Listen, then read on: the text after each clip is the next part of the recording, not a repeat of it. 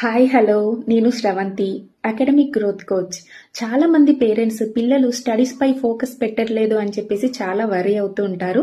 Don't worry అండి. ఈ రోజు ఈ వీడియోలో పిల్లల ఫోకస్ ని పెంచే ఒక 3 బ్యూటిఫుల్ టిప్స్ నేను మీకోసం షేర్ చేస్తాను. ఫస్ట్ వన్ వచ్చేసి డిస్ట్రాక్షన్ ఫ్రీ జోన్. అంటే పిల్లలు చదువుతున్నప్పుడు వాళ్ళ సరౌండింగ్స్ లో మొబైల్ ఫోన్స్ కానీ, టీవీస్ కానీ, సౌండ్ సిస్టమ్స్ కానీ ఏవి ఉంచొద్దు. క్లీన్ డెస్క్, క్లీన్ మైండ్ అన్నమాట. సెకండ్ వన్ వచ్చేసి పోమోడోరో టెక్నిక్. పోమోడోరో టెక్నిక్ అంటే ఏంటి అంటే పిల్లలు ఎప్పుడు కూడా గంటల తరబడి కంటిన్యూస్ గా చదవలేరు. ఈ విషయం ఫస్ట్ మనం గుర్తుంచుకోవాలి.